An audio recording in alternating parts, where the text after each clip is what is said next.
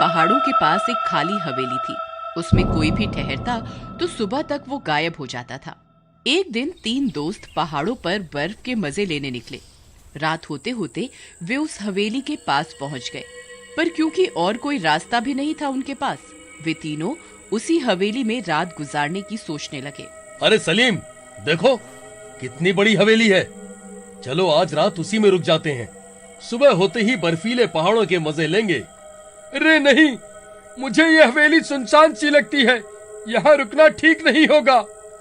अरे डरपोक, इतनी बड़ी हवेली है इसलिए सुनसान लग रही है। चल अंदर चल के देखते हैं, बहुत मजा आने वाला है। हाँ पंकज, चल चल अंदर चलते हैं। ये सलीम तो शुरू से ही डरपोक है। फिर वे दोनों उस हवेली के अंदर जाने लगते हैं।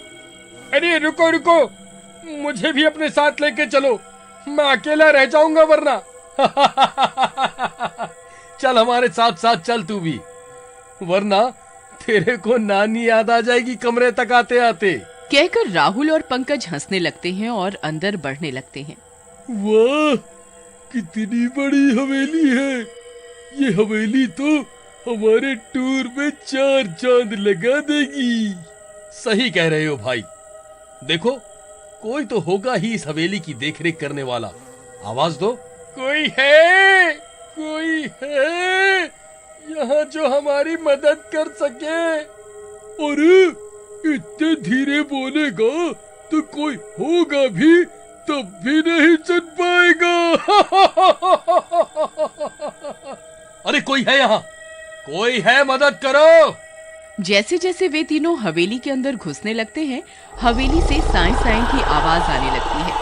पक्षी उड़कर भागने लगते हैं। लगता है ये काफी समय से खाली पड़ी है, इसलिए पक्षियों ने घर बना लिया है यहाँ।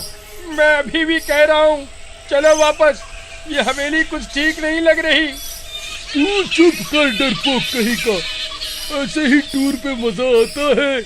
चलो अंदर चल के देखते हैं क्या क्या है यहाँ। फिर वे तीनों अपनी टॉर्च जलाकर अंदर जाते हैं और एक एक कमरे में जाकर देखने लगते हैं। राहुल जैसे ही कमरा खोलता है, अजीब सी आवाज आती है। वे तीनों थोड़ा डर जाते हैं, पर हिम्मत करके अंदर घुसते हैं। अरे ये देखो, ये कितनी बड़ी फोटो टंगी हुई है। हैं भाई, देखो इस फोटो में ये बाबा कौन है।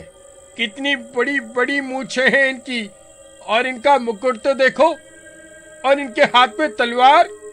लगता है कोई राजा होंगे इस हवेली के। जरूर ये हवेली इन्हीं की होगी। तुम सही कह रहे हो। अरे वो देखो, वो कुछ रखा हुआ है। चलो आगे बढ़ के देखते हैं। फिर वे तीनों डरते डरते आगे बढ़ते हैं और देखते हैं।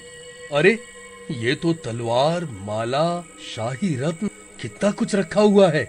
तभी उन्हें कुछ अजीब अजीब सी आवाजें सुनाई देती हैं। बड़े दिनों के बाद कोई आया यहाँ। अरे मर गए रे, तुम लोगों के टूर के चक्कर में आज मैं अपनी जान से हाथ धो बैठूंगा। भागो यहाँ से, अभी भी वक्त है। अरे तेरा वहम है ये। वो तो हम ये शाही सामान देखकर खामखा वहम पाल रहे हैं। फिर राहुल और पंकज दूसरे कमरे में घुस जाते हैं और सलीम वहीं बैठा रहता है। अरे सलीम, आना, हमारे पीछे पीछे आजा टॉर्च की मदद से। तुम चलो, मैं आता हूँ। राहुल और पंकज दूसरे कमरे में कपड़ा हटा हटा कर सामान देखने लगते हैं। तभी उनकी आंखें फटी की फटी रह जाती हैं। पंकज, ये क्या है? ये तो कंकाल लगता है। लगता है आज हम वाकई बुरे फंस गए हैं। सलीम भाई, तुम सही कह रहे थे, ये जगह ठीक नहीं है। राहुल भाई, पर सलीम है कहाँ? फिर वे सलीम को आगे पीछे देखते हैं और सलीम नहीं मिलता उन्हें। सलीम, सलीम भाई, कहाँ हो तुम? तभी वह कंकाल कुछ कदम आगे बढ़ता है। राहुल, मुझे ऐसा क्यों लग रहा है जैसे ये कंकाल हमें ही देख रहा है। तुम डराओ नहीं, वैसे ही हालत खराब हो रही है मेरी। भागो राहुल, सलीम को ढूंढे। तभी वह कंकाल उनके पीछे पीछे चलने लगता है।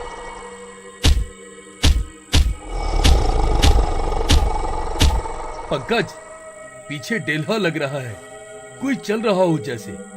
पंकज जैसे ही पीछे मुड़ता है वह कंकाल को पीछे आता देख बहुत डर जाता है और जोर से चिल्लाता है, राहुल भागो, ये कंकाल तो हमारा पीछा कर रहा है। अरे मर गए रे आज तो। सलीम कहाँ हो? भागो रे भागो सब, ये कंकाल आज नहीं छोड़ेगा हमें।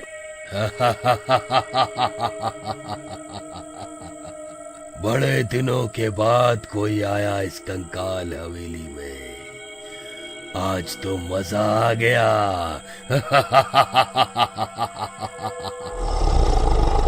अरे भाइयों, कहाँ हो तुम लोग? मुझे बहुत डर लग रहा है, बचाओ, कोई बचाओ मुझे। तुम हो कहाँ अभी? हम तुम्हें ही ढूंढ रहे हैं, कहाँ हो? मैं नीचे हॉल में हूँ। कुछ भी कर लो, आज तुम तीनों मेरा शिकार बन के ही रहोगे।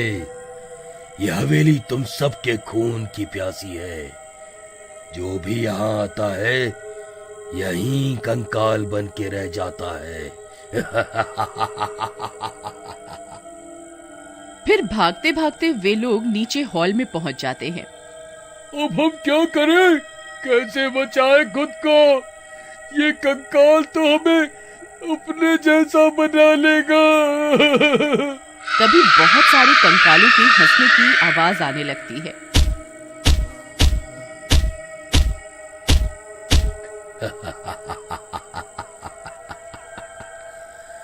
आज हम तुहार शिकार करेंगे। नहीं नहीं, हम ऐसे हार नहीं मान सकते, और भगवान ने हमें फंसाया है तो भगवान ही हमें बचाएंगे। चलो सब मिलके हनुमान चालीसा गाते हैं। फिर वे तीनों दोस्त मिलकर जोर जोर से हनुमान चालीसा गाने लगते हैं। जय हनुमान ज्ञान गुण सागर, जय कपीश तिहु लोक उजागर। अरे ये क्या कर रहे हैं? इनके गाने से हमारी शक्ति कैसे कम हो रही है? मुझे तो कमजोरी सी लग रही है, मेरे कदम आगे नहीं बढ़ पा रहे हैं। अरे ये क्या हो रहा है?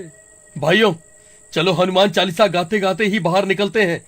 रास्ता ढूंढते हैं बाहर निकलने का, पर याद रहे, जब तक हनुमान चालीसा की आवाज इन कंकालों के कानों में पड़ती रहेगी, ये शक्तिहीन रहेंगे, और जैसे ही हमारी आवाज धीरे हुई, इनकी शक्ति बढ़ जाएगी। है राहुल, तुम सही कह रहे हो। चलो गाते गाते बाहर का गेट ढूंढते हैं। राहुल, पंकज, भाइयों, हम बच तो जाएंगे ना? तुम बात करना बंद करो और हनुमान चालीसा गाओ हमारे साथ। फिर वे तीनों जैसे ही हनुमान चालीसा का पाठ तेज तेज करने लगे, कंकाल एक एक करके गिरने लगे। उनकी शक्तियां कमजोर पड़ रही थी और वे शक्तिहीन होते जा रहे थे। राहुल, पंकज और सलीम ने भी आगे कदम बढ़ाए और गेट ढूंढकर बाहर निकलने लगे। तभी सुबह होने लगी। कंकाल अब जान गए थे कि वे उन तीनों का कुछ नहीं कर सकते, क्योंकि सूरज निकलते ही वे वापस बेजान कंकाल बन जाएंगे। राहुल, पंकज और सलीम आखिरकार अपनी सूझबूझ से बचकर उस कंकाल हवेली से बाहर सही सलामत निकल आते हैं। तभी सुबह हो जाती है और सूरज निकल आता है। जय हनुमान, बजरंग बली की जय। आज तो हम बच गए, पर ये कंकाल हवेली कितनों को अपना शिकार बना चुकी है अभी तक, और अभी इसमें कंकाल की संख्या बढ़ती जा रही है, और ये हवेली और शक्तिशाली होती जा रही है। एक काम करते हैं, जब दिन होगा तब ये सब कंकाल बेजान होकर पड़े होंगे। क्यों ना हम सब इन सब कंकालों को इकट्ठा करके जला दें, जिससे मुसीबत जड़ से ही खत्म हो जाए। ये तुम सही कह रहे हो भाई, चलो चलते हैं। फिर वे तीनों दोस्त उस हवेली में एक बार फिर घुसते हैं और इस बार सारे कंकालों को इकट्ठा करके जला